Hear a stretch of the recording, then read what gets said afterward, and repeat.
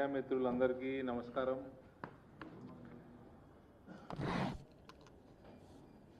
రేవంత్ రెడ్డి గారు ఇటు పోయిండా పోతుండా వెళ్ళిపోయిండా ఆగినా అవుతాడు ఇది అయిపోయినాక.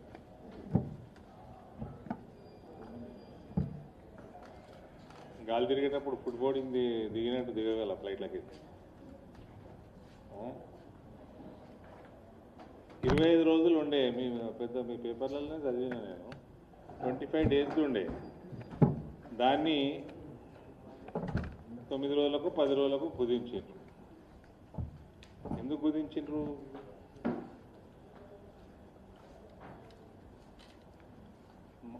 మళ్ళీ సంజయ్ సింగ్ కదా వాళ్ళు మాన్సూన్ సెషన్ వస్తుంది, అసెంబ్లీ మాన్సూన్ సెషన్ వస్తుంది కుదించిండ్రు. కుదించి చైనా జర్మనీ తీసేసినట్టున్నారు. ఏదైతే ఫ్యూచర్ సిటీ కోసం ప్లాన్ చేసుకున్నాడో విజిట్స్ అవి తీసేసాడు. కానీ ఈయన ఎక్కడికైతే పోతున్నాడో the anti India anti nationalistic ideology ఉన్న యూనివర్సిటీకి స్కూల్కి అక్కడ ఆయన జరుగుతున్న మీటింగ్స్ ఎవరితో అవుతున్నదో వాళ్ళందరూ పొద్దస్తమానం భారతదేశం మీద విషం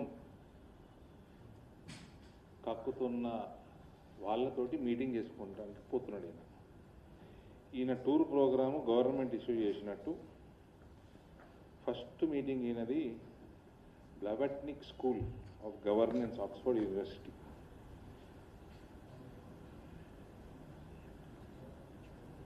ఇది కంప్లీట్లీ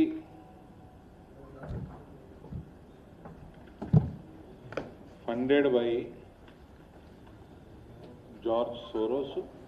ఆ గ్యాంగ్ ఏదైతే ఉందో యాంటీ నేషనలిస్ట్ ఐడియాలజీ పెంపకానికి $1 billion స్పాన్సర్ చేస్తా అని ఒఫీషియల్గా జార్జ్ సోరోసే చెప్పాడు.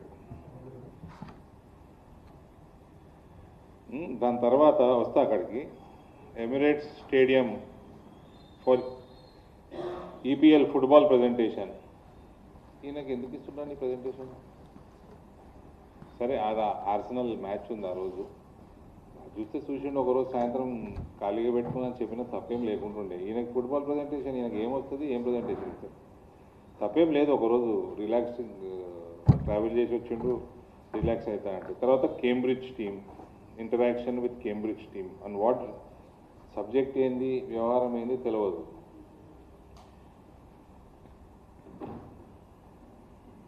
Visit to London business school, visit to Harvard university, తర్వాత MIT క్యాంపస్. యుఎస్ చేరిండు. యుఎస్ చేరినాక ఇంజనీరింగ్ ఈజ్ క్రిమినల్ వేస్ట్ అన్న ముఖ్యమంత్రి. ఈయన MIT క్యాంపస్ పోయి ఏం మాట్లాడతాడు? అది ఏం మాట్లాడతాడో దాని డీటెయిల్స్ కూడా ఇవ్వాలి కదా. What is the agenda? Visit to north eastern campus Boston, meeting with Virginia tech university team.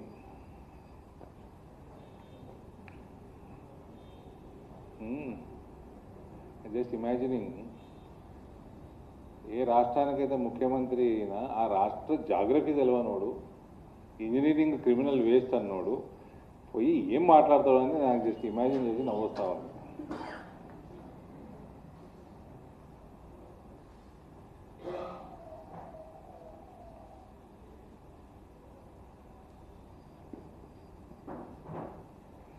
ఈ Blavatnik school of governance, this school has been a hub for anti-India activities and anti-India, ఇప్పుడు anti-Modi government narrative build చేయడంలో globally. This school has been most highly active school. ఆ స్కూల్లోకి పోయి ఈయన ఏం meeting పెట్టదలుచుకున్నాడు? How the Modi government, వీళ్ళ వెబ్సైట్లా, ఈ స్కూల్ వెబ్సైట్లో how the Modi government is strangling India's democracy. ఇండియాలో మూడవసారి భారీ మెజారిటీలతోటి గెలిచిన ప్రధానమంత్రికి వ్యతిరేకంగా అది ఇండియా డెమోక్రసీని స్ట్రాంగిల్ చేస్తున్నాడు మోదీ గారు అని వీళ్ళ వెబ్సైట్లో ఉంది. ఈ స్కూల్కి ఎందుకు పోతున్నాడు? The Indian state and its counterproductive counter-terrorism shows how government is targeting minorities in the name of curbing terrorism. It is important to note that there has been no major UPA era-like bomb blast in India post 2014.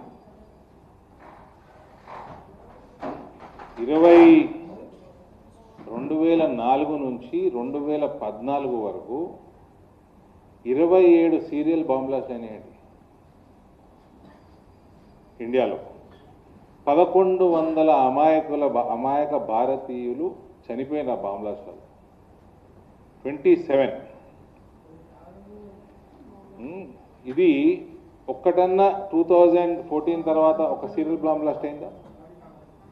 వీడేమంటాడు ఈ స్కూలోడు, counter productive counter terrorism అంట.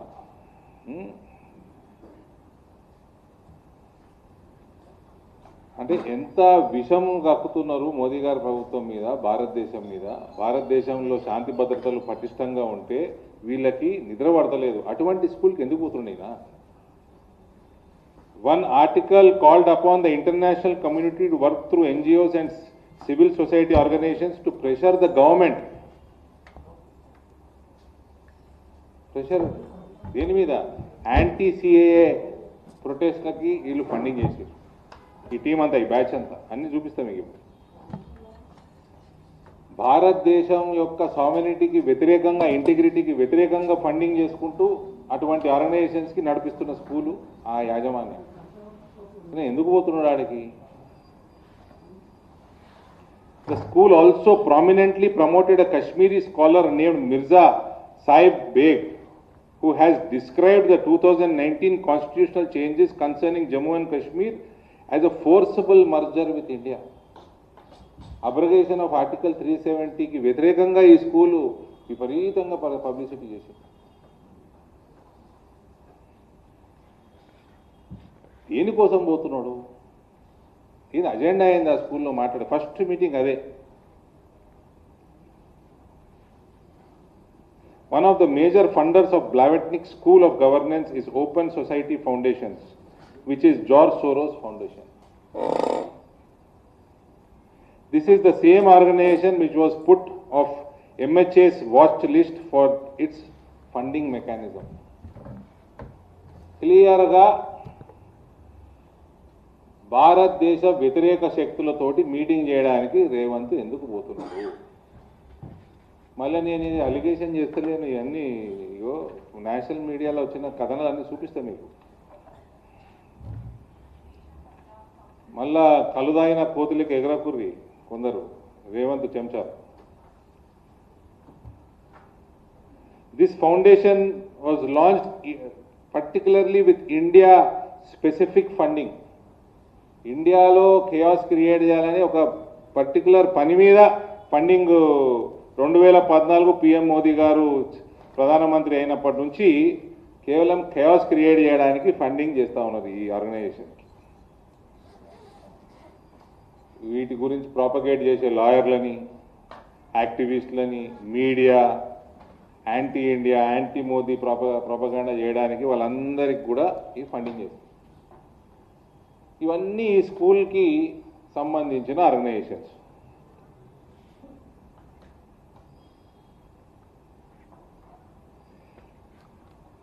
In the past few years, George Soros Open Society Foundations directly and indirectly spent more than 100 million funding anti-government and anti-India propaganda to promote anti-government and anti-India propaganda. George Soros has pledged $1 billion, అంటే 9,000 కోట్లు సుమారు, to start a global university to fight nationalists.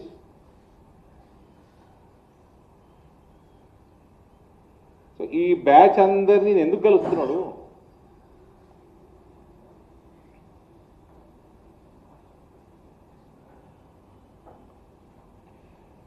Telangana government ఎందుకు total agenda declare చేయలేదు? రేవంత్, ఈ రాహుల్ గాంధీ, ఈ George Soros, వీళ్ళందరూ వీళ్ళ batch అంతా, ఈ రాహుల్ గాంధీ యాత్ర చేసిండు కదా అప్పుడు, అదో ఫ్లాప్ సినిమా లెక్క వచ్చింది, పీకింది ఒకటి తెలియని కూడా తెలియదు.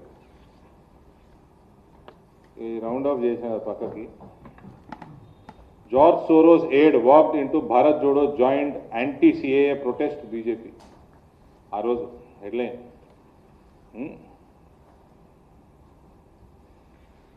Salil Shetty, Vice President of Open Society Foundations, funded by George Soros.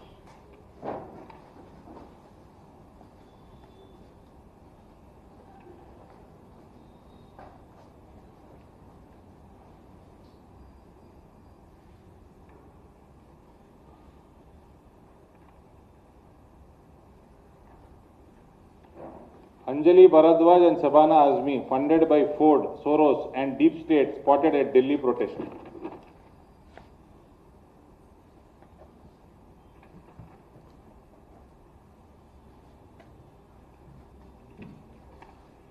Good news for anti-Modi industry and liberals worldwide. $1 billion USD help coming into fight nationalism.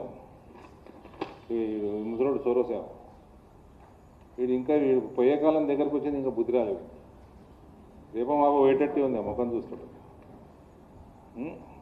ఈ himself $1 billion to start a global university to fight nationalist అంట.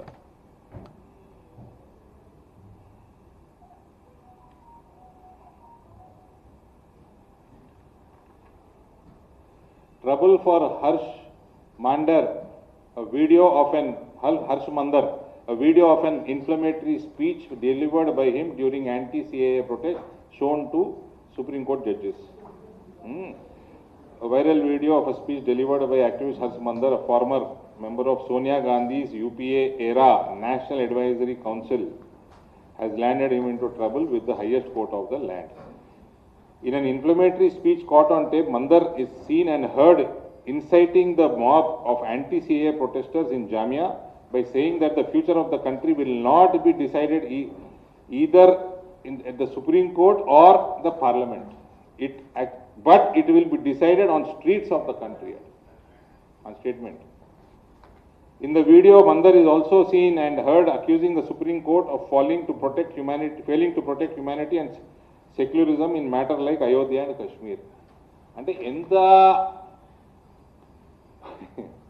హిందుత్వానికి వ్యతిరేకము, భారతీయతకి వ్యతిరేకము, మోదీకి వ్యతిరేకము. ఈయన UPA టైంలో national advisory council member, open society ఫౌండేషన్స్కి అడ్వైజరీనా. ఇటువంటి society, ఇటువంటి funding చేస్తున్న స్కూల్కి ఎందుకు పోతున్నాడు? అక్కడ ఈయన కలుస్తున్న ప్రొఫెసర్లు కూడా భారతదేశం మీద ప్రతిరోజు విషయం కక్కుతూ ఉంటాం. పూర్తి అజెండా ఏంది? ప్రభుత్వం తెలియజేస్తుందా, తెలియజేయదా? 100% ఈయన ఫారెన్ ట్రిప్ నేషనల్ సెక్యూరిటీకి సంబంధించిన ఏజెన్సీసు స్క్రీనింగ్లోకి డెఫినెట్గా పోతుంది.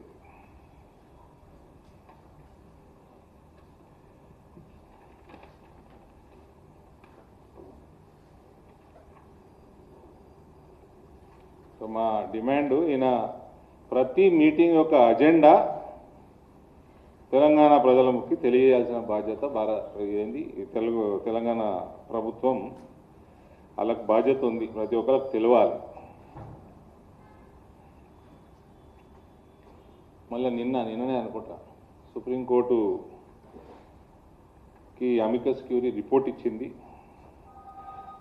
సీనియర్ అడ్వకేట్ విజయ్ అన్సారియా గారు అమికస్ క్యూరీ రిపోర్ట్ ఇవ్వడం జరిగింది. అది మీడియాలో కూడా వచ్చింది. అందులో రిపోర్ట్లో అందరు ముఖ్యమంత్రులలో మన ముఖ్యమంత్రి గారు టాప్లో ఉన్నారు. కేసెస్ ఉన్న దాంట్లో, క్రిమినల్ కేసెస్ ఉన్న దాంట్లో ఆయన ఎట్లా స్కూల్లో టాప్ రాలే, ఇప్పుడైనా టాప్ వస్తున్నాం. 89 కేసులు. The report argues that long delay benefits neither side. It can weaken prosecution evidence and witness memory, while simultaneously leaving an accused legislator under unresolved allegations for years. If it therefore frames speedy adjudication as important both to fair trial rights and democratic credibility. Day-to-day hearings, MP, MLA cases pending for more than 3 years should be tried on a day-to-day basis under Section 346 BNSS corresponding to Section 309 CRPC. ఈ రెండు important పాయింట్లు పెట్టిన అంటే ఈయన vote for note case కూడా day-to-day హియరింగ్కి వస్తుంది.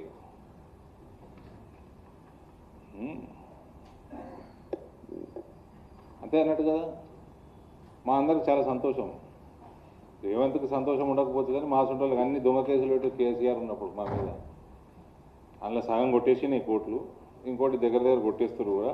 Day-to-day పెట్టేస్తే తొందరగా పిడవుతుంది. మేము కూడా మేము సంచులు మోసిన వాళ్ళం కాదు, పైసలు కట్టలు తీసి టేబుల్ మీద పెట్టిన వాళ్ళం కాదు. మాకు డే-టు-డే ఉంటే తొందరగా అవుతుంది. మా నామినేషన్ పత్రం 2029 క్లీన్ ఉంటుంది, ఒక కేసు లేకుండా.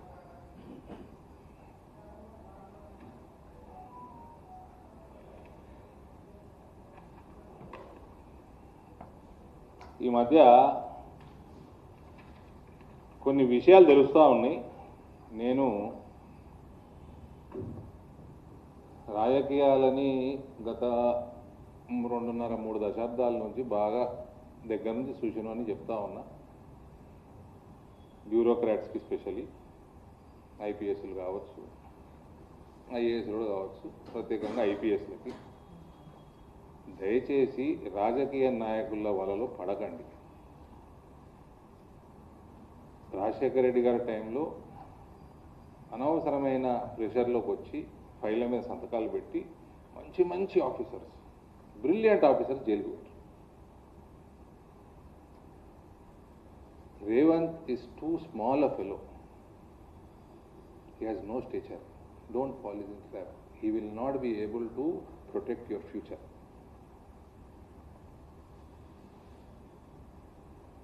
ఏదో మా వెనకాల టీములు పెడతాము, నన్ను ఫాలో చేస్తాము, నేనే కూర్చోబెట్టుకుంటాను నా కార్లో. ఎవరిని పంపుతారు పంపి నా ఇంట్లోనే ఉంచుకుంటా. మస్తు రూమ్లు ఉన్నాయి నా ఇంట్లో. 22,000 స్క్వేర్ ఫీట్ ఇల్లు ఉంది నాకు. తీసుకురండి, నేనే ఉంచుకుంటా రూమ్లో. నా మాట తిరుగు పొద్దు నుంచి రాత్రి దాకా. కానీ ఊకే పనికి వాళ్ళ వీళ్ళ పార్టీ జీవితంలో సర్కార్లోకి వచ్చేలేదు దేశంలో. ఈయన మిమ్మల్ని ప్రొటెక్ట్ చేసేంత సీన్ లేదు. ఆయననే ప్రొటెక్ట్ చేసుకుంటాడా అన్న క్వశ్చన్ మార్క్. ఇప్పుడు నేను అమికేస్ క్యూరీ ఇచ్చిన రిపోర్టు బట్టి మాకు ఇంకా ఆనందం. తొందరగా నోట్ల గడ్డలు తీసి బయట పెట్టిన నోటికి రావాలి కదా.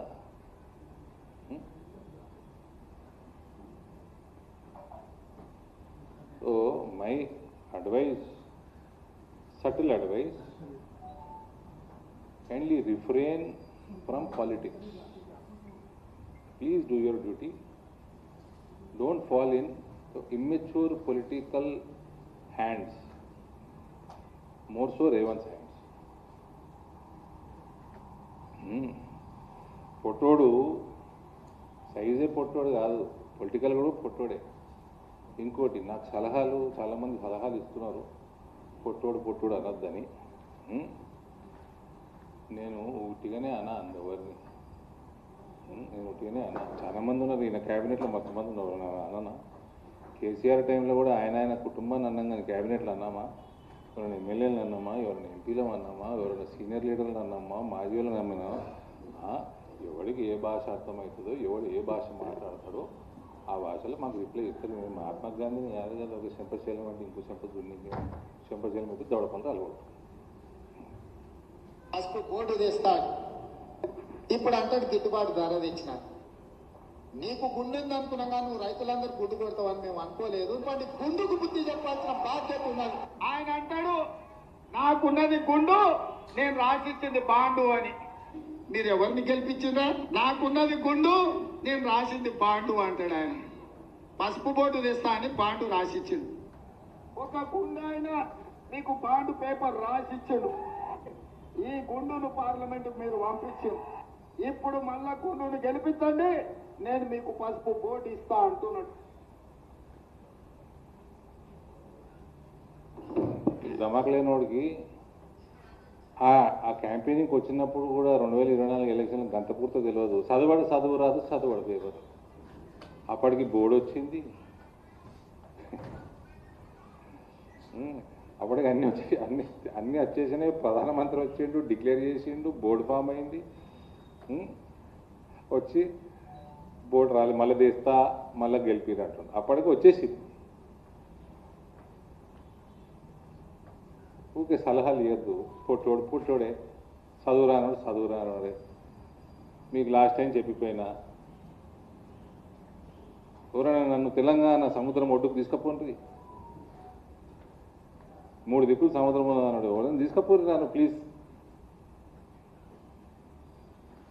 ఊకే అటు దుబాయ్ ఇవ్వయో ఎందుకు పోవాలి ఊకే సముద్రం చూడనీకే.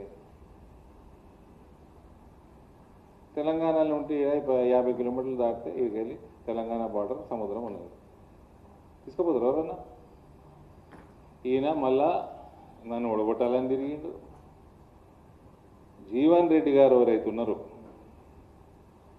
కాంగ్రెస్ అభ్యర్థి నిజామాబాద్ పార్లమెంట్లో, ఆయన జీవితాన్ని నాశనం చేసినోడు ఈయన. ఆయన జీవితాన్ని నాశనం చేసిండు. If he would have contested Karimnagar like he wish to do, he would have performed much better. ఆయన కరీంనగర్కి తెలిసిన ఆయన, నిజామాబాద్లో ఆయన ఎవరికి పరిచయం లేదు.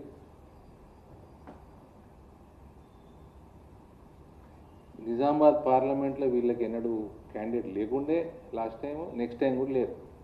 పాపం జీవన్ రెడ్డి గారిని నాశనం చేసిన ముఖ్యమంత్రి ఈయన.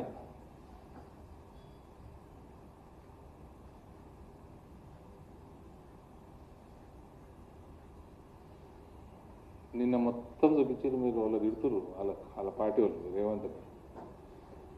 అది మీరు చూపించారు.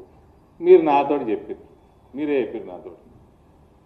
ఉత్తమ్ కుమార్ రెడ్డి ఇష్టం ఉన్నట్టు తిడుతున్నాడు చిట్ చాట్లలో రేవంత్. మహేష్ కుమార్ గౌడ్ ఇష్టం ఉన్నట్టు ముఖ్యమంత్రిని తిడుతున్నాడు. రేవంత్ వాళ్ళిద్దరిని ఇష్టం ఉన్నట్టు తిడుతున్నాడు. మీరే చెప్పారు నాకు. నా మీద పడి ఎందుకురా నాయన, మీ పార్టీ వల్ల తిట్టుకుంటున్నాను.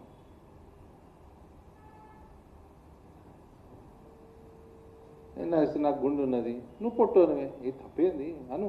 నేను కూడా అంట, భూమికి జానెడ్ లేవు నువ్వు, నీకు ఎందుకు పోతున్నావు అడిగి చెప్పు. ఆ స్కూల్కి, యాంటీ ఇండియా స్కూల్కి ఎందుకు పోతున్నావు చెప్పు.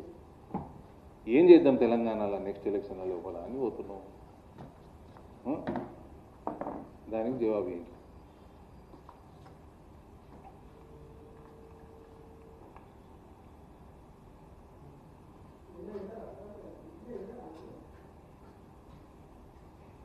ఏ ఛానల్ పెట్టినా అదే చూపించారు మీరు. వినప్పుడు ఏం చేస్తాం?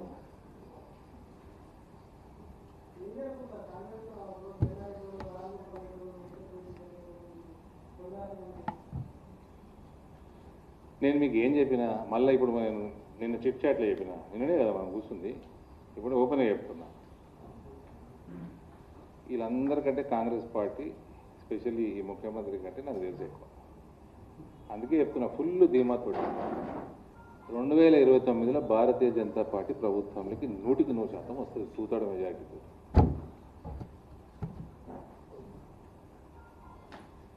ఎట్లా వస్తుంది? ఏమన్నా చేస్తాం, తెస్తాం, లీగల్గా చేస్తాం, ఏమన్నా చేస్తాం. మాకు అది అలవాటు. ఇవన్నీ చూస్తుంటే ఇంకా అలకగా అయ్యేటట్టుంది. ఇవన్నీ చూసుకుంటే నాకు టెంప్టేషన్ వస్తుంది, మళ్ళీ బాండ్ పేపర్ రాసియాలనా అని. 100% మేము వస్తాం ప్రభుత్వంలో. రాసిచ్చినా రాసిస్తా, ఏదో రోజు 3 వస్తుంది రకం రాసిచ్చి సోషల్ మీడియాలో పెడతా. అంత కాన్ఫిడెన్స్ ఉంది నాకు.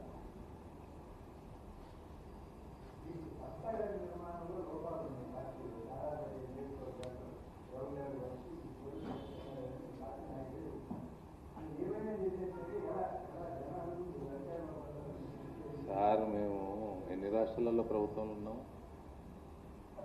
ఎన్ని రాష్ట్రాలలో ఉన్నాము? ఎన్ని రాష్ట్రాలు? ఒరిస్సాలో అయిందా? మొన్న అయింది.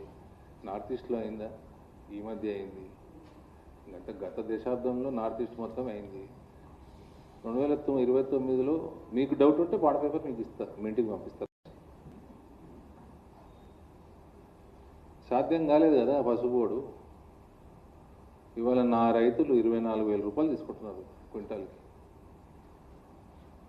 ఏ ప్రభుత్వంతో సాధ్యమైంది?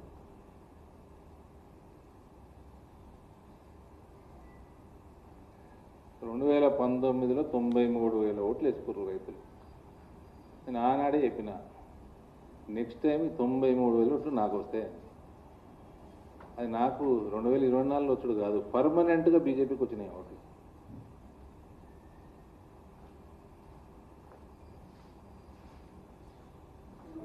సార్, ఆకాశం కింద భూమి మీద మధ్యలో ఏదైనా చేస్తాం, ప్రభుత్వంలోకి వస్తాం, కాన్స్టిట్యూషన్. ఇంకా చెప్పండి.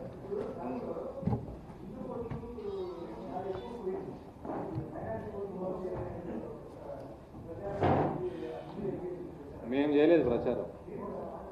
ఫేక్ ఓట్లు పోతాయి. ఎస్ఐఆర్ అంటే ఫేక్ ఓట్లు పోతాయి, డబల్ ఉన్న ఓట్లు పోతాయి, చచ్చిపోయినవి పోతాయి, అడ్రస్ మారినవి పోతాయి, అవే పోయినాయి. హిందువులు ఎక్కువ ఉన్నారు కాబట్టి ఎక్కువ పోతాయి. దాంట్లో ఏదో ఆశ్చర్యం ఉందండి, సింపుల్ మ్యాథ్స్ కదా. 80% మంది హిందువులు ఉన్నారు, పైన 85% మంది హిందువులు ఉంటారు తెలంగాణలో. హిందువులే పోతే ఎక్కువ. శాతం చూసుకోండి, అప్పుడు మీరు శాతం చూసినాక మాట్లాడండి. మీరు మీరు మీరు మీ ముందరికి వచ్చిన నేను ఏంటంటే మీరు అందరూ అడగాలి, ఎందుకు పోతున్నాడు స్కూల్, అది బ్లవెట్నిక్ స్కూల్, బ్లవెట్నిక్ స్కూల్కి ఎందుకు పోతున్నాడు? మీరు అందరు సీఎంని అడగాలి, లేదా ఆయన చీఫ్ సెక్రటరీని లేదా ప్రభుత్వాన్ని అడగాలి. కంపల్సరీ అడగాలి. It is the issue of national security, national integrity and sovereignty of this country.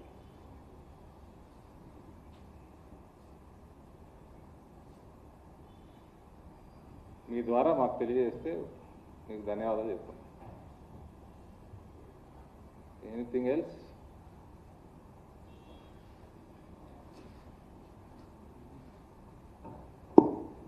Thank you. ఈ సమావేశం అంతటితో ముగుస్తుంది.